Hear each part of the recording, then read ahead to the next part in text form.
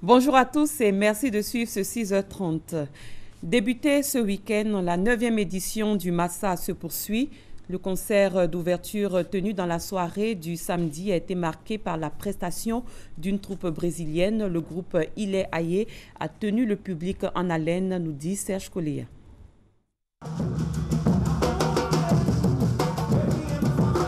Ilé Aye, groupe de musique brésilien, originaire de Salvador de Bahia, en attraction au Massa 2016.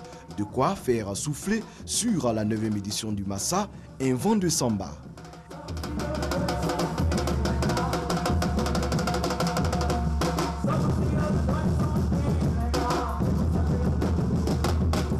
Ilé Aye, c'est un groupe qui s'est composé à Bahia. Et l'histoire de Ilé Aye, c'est qu'il y a un groupe qui sont en train d'organiser pour changer la situation dans le noir à Salvador de Bahia. Ilé Aye, c'est un projet qui c'est très bien pour aider les jeunes pour sortir dans la criminalité, dans la déségalité du Brésil. Invité spécial du commissariat général, la troupe est venue promouvoir et faire découvrir la culture afro-brésilienne.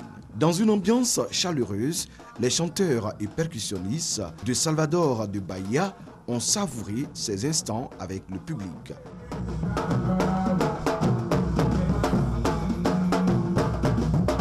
Ilé Aye, c'est le Brésil qui est là, nous sommes brésiliens. On est venus soutenir, c'est les racines africaines qui sont revenues aux sources là. Ils ont fait une belle prestation, ça m'a beaucoup plu. Il est très africain et on sent beaucoup de Béninois, de Nigérians dans tout ce qu'ils font. Moi j'aime beaucoup l'art africain, j'étais fier de le voir, c'était formidable. Ilé Aye du Salvador de Bahia existe depuis 1974. L'Afrique est le thème de ce groupe qui a sillonné plusieurs carnavals sur le continent. Ilé Aye est à son 3e passage en Côte d'Ivoire. Toujours dans le cadre du Massa 2016, la compagnie Blonda, venue du Mali, était hier en attraction. C'était au Centre d'action culturelle d'Abobo. On en sait plus avec Herman Niamé.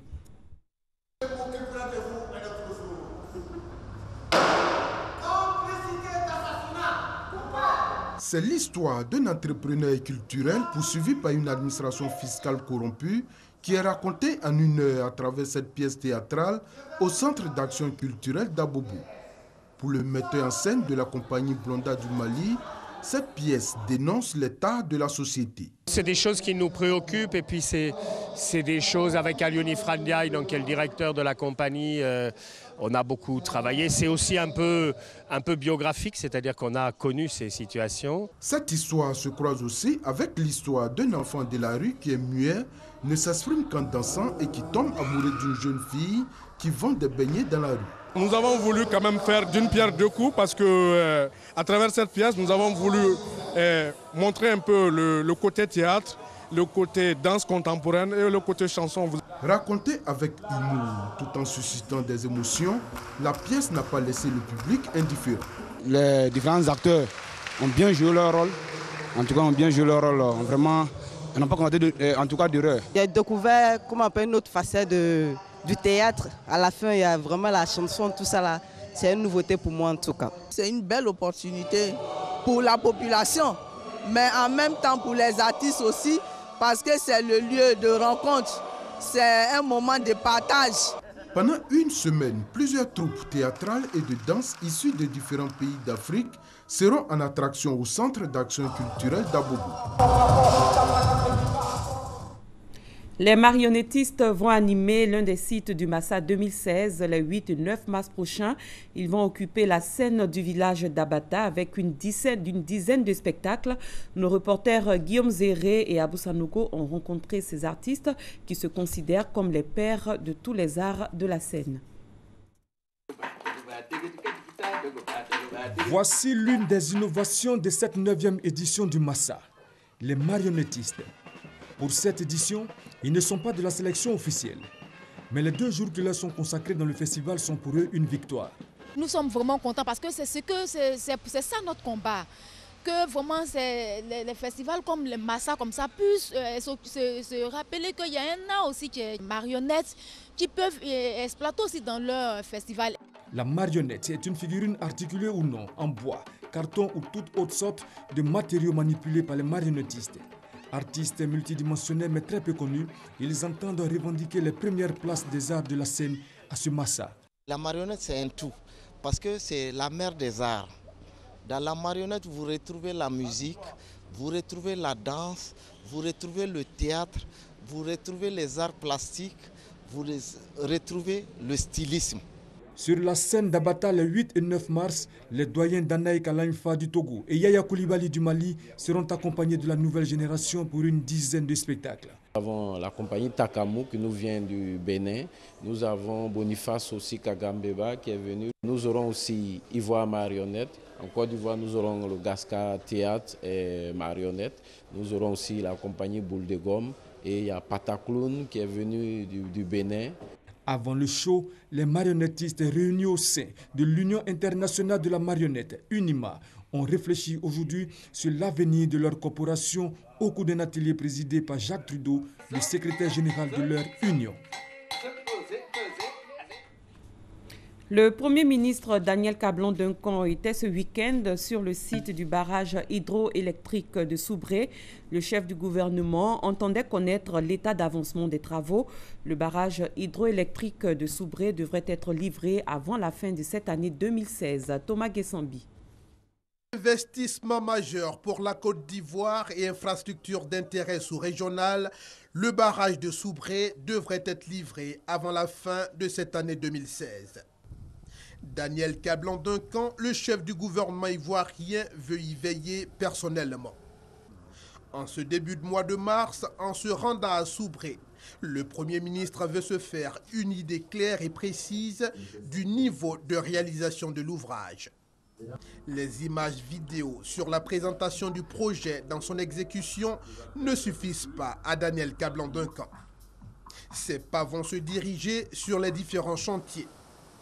À l'évacuateur de crue, le Premier ministre apprécie. Il se fait expliquer quand besoin en est ce qui est en train d'être fait. Sur le site de la future usine, ici aussi, l'appréciation des choses ne va pas sans des échanges.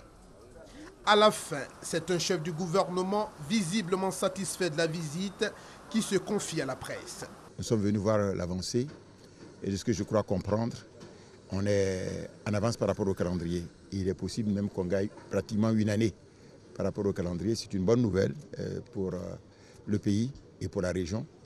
Et je dois dire que c'est une fierté et remercier nos amis chinois qui ont participé à la fois à la réalisation technique mais aussi au financement avec Exim Bank de Chine, puisque les 275 MW, le coût global c'est autour de 331 milliards de francs CFA, dont 15% appartenant par la partie ivoirienne.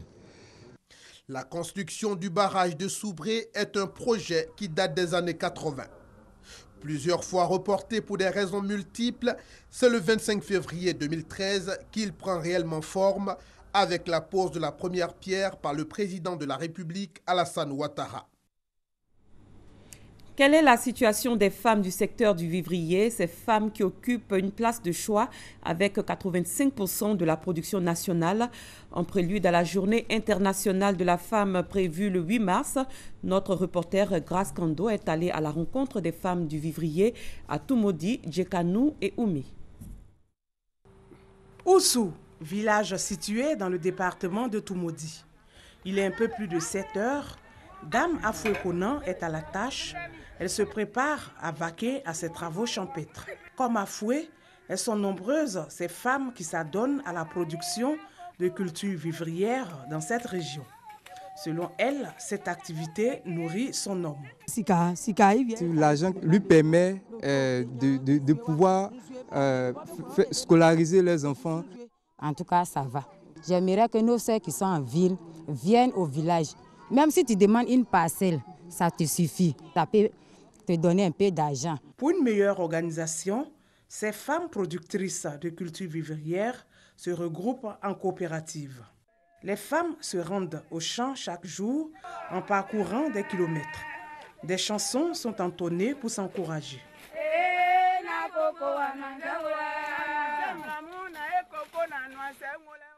C'est une animation pour pouvoir motiver les femmes à pouvoir travailler. Il y a d'autres gens qui critiquent les hommes, nos maris. Il y a d'autres aussi, on dit les choses de la vie. Des efforts qui ne sont pas toujours récompensés, l'on travaille souvent à perte. Par exemple, dans ce champ de manioc à Djekanou, des hectares de gombo et de piments perdus faute d'eau. Nous nous sommes débrouillés pour faire notre forage, mais par manque de moyens pour faire l'équipement, parce qu'il faut qu'il y ait l'équipement pour pouvoir mettre dans le champ, pour pouvoir arroser piment. Que de difficultés dans le secteur du vivrier. Dans les autres localités visitées, telles Puebo dans le département de Toumoudi et à Oumé et Djekanou, les femmes exerçant dans le domaine du vivrier rencontrent d'énormes problèmes. On n'a pas de véhicule pour faire sortir la marchandise des campements jusqu'à la ville. Celles qui viennent prendre nos marchandises ici, des fois s'ils viennent prendre, ils prennent aujourd'hui, on va faire 3 mois, on ne trouve personne. Ces femmes du vivrier qui approvisionnent les différents marchés d'Abidjan et des villes de l'intérieur ont besoin d'assistance et d'appui. On a besoin de financement.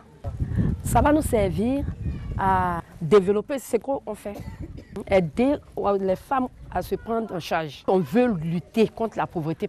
Il n'y a pas de pluie. On va nous enseigner comment nous devons prélever nos cultures, comment on doit garder la banane, les ignames, la tomate et nous montrer comment on peut avoir les contre-saisons. Selon la Fédération nationale des sociétés coopératives des vivriers en Côte d'Ivoire, 12 millions de tonnes de produits vivriers sortent des champs chaque année. Et les femmes livrent 85% de cette production. C'est pourquoi les femmes du secteur du vivrier souhaitent que des réponses soient apportées à leurs différentes préoccupations. À l'étranger, les Béninois ont voté dans le calme hier pour le premier tour de l'élection présidentielle. Le dépouillement est presque déjà terminé. Il avait commencé dès la fermeture des bureaux de vote. Malgré des soucis dus à un important retard dans la distribution des cartes d'électeurs, ce scrutin s'est déroulé dans une ambiance apaisée. Hier, il était encore impossible de donner un taux de participation.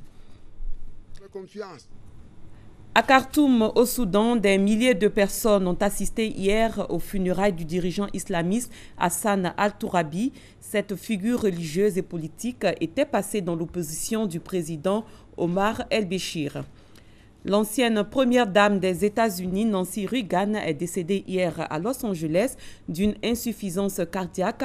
Elle était âgée de 94 ans. Nancy Reagan sera inhumée à la Ronald Presidential and Library à Simi Valley, en Californie, à côté de son époux Ronald Reagan, 40e président des États-Unis, mort le 5 juin 2004. C'est la fin de ce 6h30. Merci de l'avoir suivi. Très bonne journée de travail à tous et à toutes.